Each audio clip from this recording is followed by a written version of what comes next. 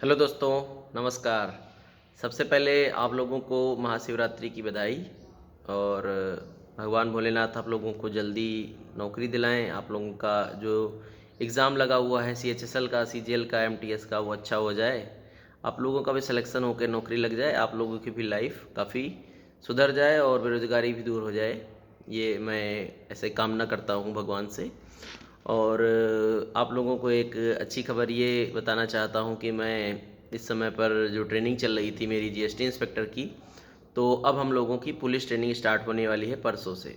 तो हम लोग अब आर्म्स ट्रेनिंग करेंगे और वहाँ पर कुछ सीआरपीसी आईपीसी भी सिखाई जाएंगी कि कौन सी धारा के अंतर्गत अरेस्ट करना है, या फिर जो भी चीज़ें होती होंगी उनके मॉड्यूल में वो। और सबसे अच्छी चीज़ ये रहती है जीएसटी इंस्पेक्टर के लिए यही चीज़ कि वो जब ट्रेनिंग में होते हैं तो उसमें आर्म्स ट्रेनिंग रहती है। और आर्म्स ट्रेनिंग मतलब लाइफ टाइम में एक बार ऐसा एक्सपीरियंस मिलता है। और बहुत सारा मतलब बहुत सारी टाइप की जो होती हैं आर्म्स, मतलब वो हम लोगों को चलाने को मिलेंगी।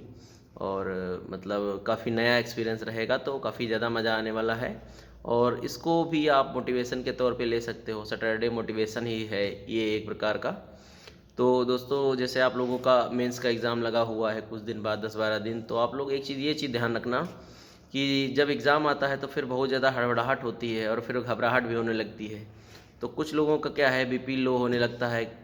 तो इन सब चीज़ों से बचना है, मतलब ज़्यादा पैनिक नहीं करना है, आराम से जब तैयारी अच्छे से करे होगे तो फिर आपका सिलेक्शन तो हो ही जाएगा। नहीं किया है तो फिर ज़्यादा पैनिक करने की ज़रूरत नहीं है, फिर तो कोई बात ही नहीं है। और जैसे एग्ज़ाम होने वाला है तो अभी से आप आज और कल का मॉक दे दो। आज और कल का मॉक दो, इसके बाद में मॉक को अवॉइड करो, क्योंकि फिर क्या पता आपका मॉक टेस्ट में अच्छा मार्क्स ना आए तो फिर आप थोड़ा घबराहट में आ जाओगे कि मेरा जब यहाँ इतना मार्क्स नहीं आ रहा है तो फिर वहाँ कैसे होगा। तो ये सब चीज़ें, और आप लोग आज और कल के जो मॉक हो उसका कितना मार्क्स आपका आया मॉक में वो बताना ज़रूर कमेंट करके। और जैसे कि अगर आप लोग मान लो बाद में देते हो फिर अच्छा नहीं होता है तो फिर आप लोग घबराहट में आ जाओगे।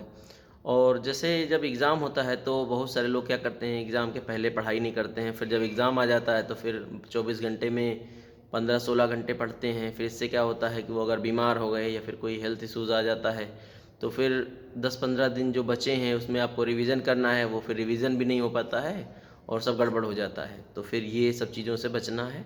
और ऐसा भी होता है कभी कभी, मैंने देखा है कि बहुत सारे लोग ऐसा बीमार पड़ते हैं तो उनका एग्ज़ाम तक बीमारी ख़त्म नहीं होती है और वो बीमार बीमार जाते हैं एग्ज़ाम देने। जैसे कि मुझे अभी बुखार है हल्का सा, तो फिर मुझे इतना ज़्यादा मतलब नहीं अच्छा लग रहा है, तो अगर मुझे इस कंडीशन में एग्ज़ाम देना हो तो मैं कैसे एग्ज़ाम दूंगा। तो ये सारी चीज़ें होती हैं, तो ये सारी चीज़ें आप लोग ध्यान रखोगे तो। और वैसे कोई घबराहट की बात नहीं है, नया पैटर्न है तो बहुत ज़्यादा टफ़ भी नहीं कह सकते हैं कि बहुत ज़्यादा टफ़ होगा। लेकिन ये है कि जिन लोगों का पेपर 7 तारीख को पड़ेगा या 6 तारीख को पड़ेगा तो उन लोगों के पास कुछ एक्सपीरियंस हो जाएगा, पुराने जो 2, 3, 4 तारीख को पेपर देंगे तो ये थोड़ा उनका बेनिफिट रहेगा। भले ही एनालिसिस बंद है लेकिन कुछ ना कुछ क्लू मिल जाता है। तो और थोड़ा टाइम मैनेजमेंट पर ध्यान देना। आप अभी अगर मॉक दे रहे हो तो उसमें देखो कि आप उतने टाइम में काम कर पा रहे हो कि नहीं, जितना क्वेश्चन है कर पा रहे हो कि नहीं। तो मेन चीज़ ये नहीं है कि आप क्वेश्चन कर पा रहे हो कि नहीं, आप टाइमली और एक्यूरेसी के साथ कर पा रहे हो कि नहीं, ये सबसे मेन चीज़ होती है। और सीजीएल का एग्ज़ाम पास करना इतना टफ काम नहीं है। उम्मीद करता हूँ कि आप लोगों का सिलेक्शन ज़रूर होगा। अगर आप लोगों को कोई और समस्या हो तो फिर आप कमेंट कर सकते हो, और अगर आपने सब्सक्राइब ना की हो तो कर लो। और अगर यही सारी चीज़ें हैं और कुछ खास ऐसा है नहीं। और आप लोग वैसे भी इतना एक्सपर्ट हो, अच्छा करोगे। और अभी से ही मैं आपके सिलेक्शन के लिए बधाई देता हूँ। धन्यवाद।